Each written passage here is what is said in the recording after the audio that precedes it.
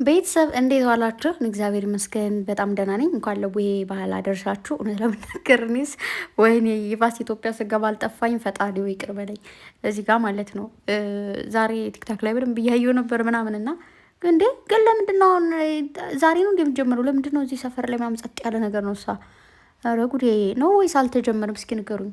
ለነገሩ እናንተ ምን ትነግሩኛላችሁ? እስኪ አጣራለሁ፣ ወሬውን አጣርቼ እመጣለሁ። ለማንኛውም ብሩኬ በአደባባይ ከእጅ እጅ ከፈንጅ ተይዟል። እንደዚህ ዳቦ እየበላ ዳቦቹ ይጨርሳቸው ነው። ቅምጥሌ የት ነሽ? ነይና አንድ ዳቦ ተቀበይ ሳይጨርሳቸው እንዴ።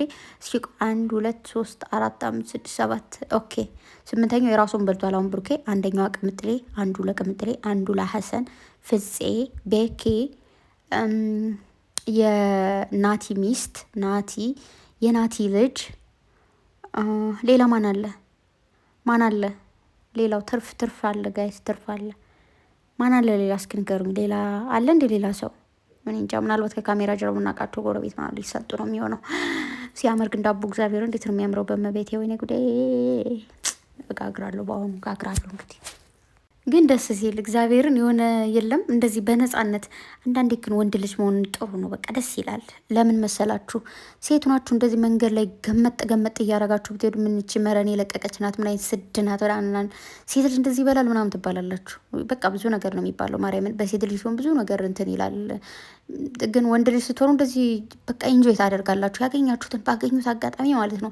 ኤቭሪቲንግ ኢንጆይ ነው። እናንተ ለምን አታደርጉም እንዳትሉ፣ ሴቶችስ ማንከለከላችሁ ልትሉ ትላላችሁ ማንከለከላችሁ። ግን የሆነ ታይም ላይ ደግሞ ስማችን ቡጭጭቅ ስታደርጉት እናገኛለን። የምሬ ነው። በቃ ክልክል ነው እኮ ቡና ስትአፈሉ አትብሉ ይባላል። የምር ማርያምን አያቴ ነው እሷን ይማረውና ማለት ነው። እሷ ሂጄ ሳይሆን እሷ ስትመጣ ነው እንጂ እሷ ቡና አጠጣም። ግን ከኛ ቤት ስትመጣ እኔ ቡና እያፈላው ከበላው አለቀልኝ።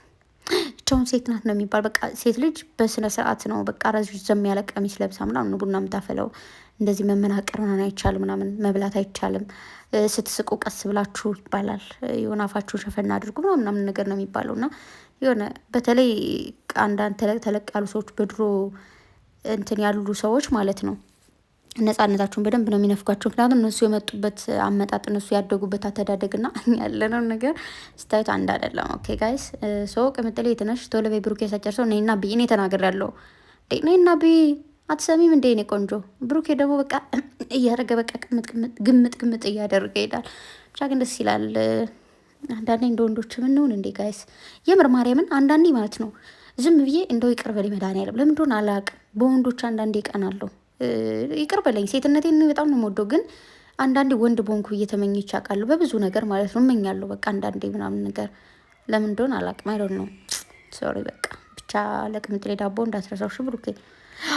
አንዳንድ ነገራቸው ደግሞ ወንዶች በሚመቸኝ ነገር፣ አሁን ለምሳሌ ብሩኬ ዳቦ ይዞ እየሄደ ነው አይደል? መንገድ ላይ የሆነ ሰው ሲያይ የሆነ ጓደኛ ካየ ወይ ደግሞ የሆነ ሰው ካየ ሰጥቶ ነው የሚጨርሰው። በቃ መንገድ ላይ ያልቃል። ማርያምን የብዙ ወንዶች ባህሪ ይሄ ነው።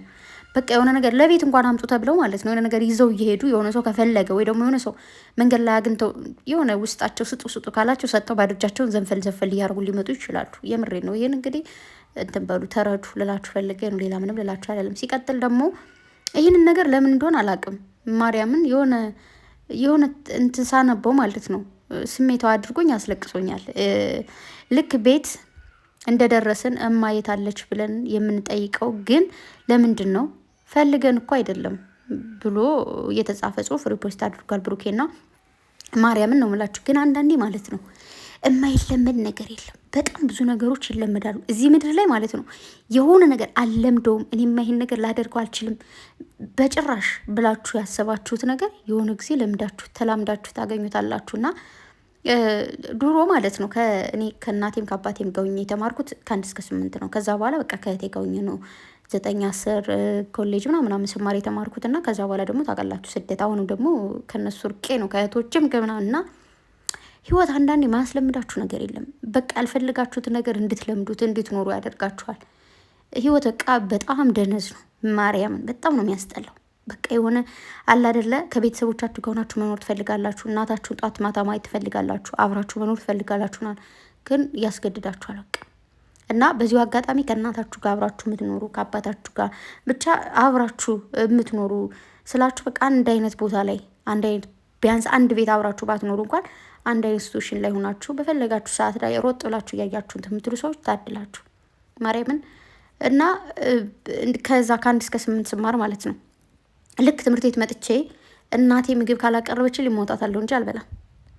የት ሄዳ ነው ላለው ካለች አምጥታ ትሰጠኛለች፣ ከሌለች ትቼው እሄዳለሁ። ማርያምን አልበላም ነበር እናቴ ካላቀረበችልኝ ምግብ ብሞት አልበላም።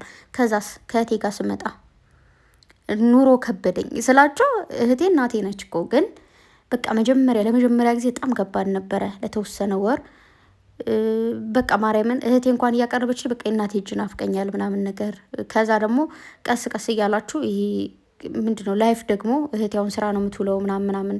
በዛን ታይም ደግሞ ብቻዬን መብላት ተጀመረ። ብቻዬን መብላት ስላችሁ እኔ ለራሴ ምን አቅርቤ ነው የምበላው፣ ለእህቴ ምን ነው ማቀርብላት እኔ እናቱኛ ያረፍኩት ከዛ በኋላ ስላችሁ። አሁን ለምሳሌ ሲስተር ስራ ውላ መጣ፣ እኔ ቤት ውዬ እሷ አይደለም ታቀርበው እኔ ነው የማቀርበው። እሷ ስራ ስትሆንም ደግሞ ትምህርት ቤት መጥቼ እኔ ለራሴ አንስቼ የምበላው እኔ ነኝ። ከዛ በቃ እህቴም ከስራ መጣች፣ የእህቴ ባልም ከስራ መጣ ምናምን ልጆች ምናምን በቃ እኔ ነኝ አንስቼ የምሰጠው። ለመድኩ። ገባችሁ? መጀመሪያ በጣም ይከበደኝ አልለምደውም። በቃ የእናቴ ቤት በመለስ ይሻለኛል ያላችሁት ነገር ግን በቃ አላማ አለ መማር አለባችሁ ምናምን። ከዛ እህታችሁ ናት ምናምን ነገር። ከዛ በቃ እኔ ቤቱን ማስተዳደር ጀመርኩ በሉት በቃ እህቴ። ከዛ በኋላ ምን ጀመረች እሷ ደግሞ አንቺ ካላቀረብሽልኝ አልበላም።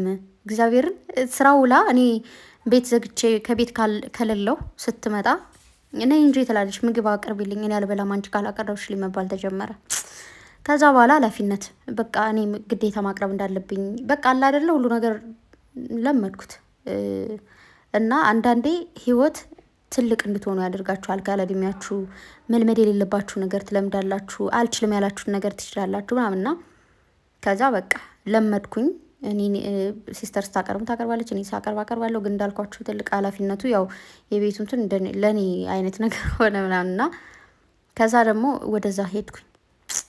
ከሰው ሀገር ላይ ደግሞ ስትሄዱ የመጀመሪያው ጊዜ ማርያምን በጣም ከባድ ነው። የሆናላ አንስታችሁ ልትበሉ የሆነ የሚመቷችሁ ይመስላችሁ። በዛ ላይ ደግሞ ማትወዱት ማታውቁት ምግብ ነው ምናምን። እንዴት እንደሚረባችሁ ተራባላችሁ፣ ግን መብላት አትፈልጉ።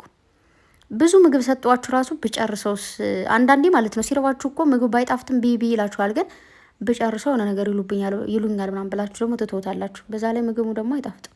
ብቻ እያላችሁ እየተለመደ ያኔ እናታችሁ ሳታዩ መብላት ያቃታችሁና መብላት ማትችሉት አሁን ግን በቃ እንክት አድርገን እንበላለን። ማርያምን እንበላለን፣ እንጠጣለን። የተለያየ ሩቅ ሀገር ላይ ሆነናል ምናምንና በቃ ህይወት እንደዚህ ነው፣ ይለመዳል። ምንም አይለመድ ነገር የለም። እንዲሁም ደግሞ መብላቱን ብላቶትና እናታችሁን በቃ ጠርታችኋት ካላያችኋት ሰላም አይሰማችሁ ምናምን። ከዛ በቃ ተራርቃችሁናን ትኖራላችሁ ማለት ነውና ብቻ እግዚአብሔር አምላክ ያኑርልን፣ ያኑረን፣ ያኑራቸው። እግዚአብሔር ባለው ጊዜ ደግሞ እንድንገናኝ ድጋሚ ይፍቀድልን። ያላገኛችሁ ልታገኙ፣ እኔማ አግኝቻታለሁ እግዚአብሔር ይመስገን። ግን ያው አሁንም ቢሆን ተራራቅን፣ እዛው ቢሆንም ግን ደግሞ እግዚአብሔር ሲፈቅድ ሁሉም ሰላም ሲሆን ደግሞ ድጋሚ እንገናኛለን እና እሱ ነው የምላችሁ። ሁሉም በቃ ወንድም ሆነ ሴትም ሆነ ትንሽ ሆነ ትልቅ ሆነ በቃ ለእናት ልጅ ነው።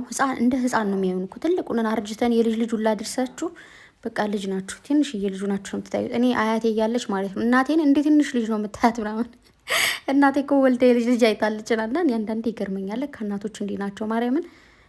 እና በቃ እናቶቹን ያኖርልን ለማለት ነው። በተረፈ ወዳችኋለሁ። ቅምጥሌ እንዳትረሽብኝ እና ደግሞ በዩቱብ እንትን እያላችሁ ነበር ቅድም በሀሰን ይመጡ ይሆናል እያላችሁ ነበርና እንግዲህ በፈለጉት ይምጡ። እኛ በዛም ሄዱ በዛም መጡ መከተል ነው። እኛ በሄዱበት መገኘት ነው አይደል ስራችን። አዎ እሱ ምላችሁ ወዳችኋለሁ። መልካም ጊዜ ይውላችሁ።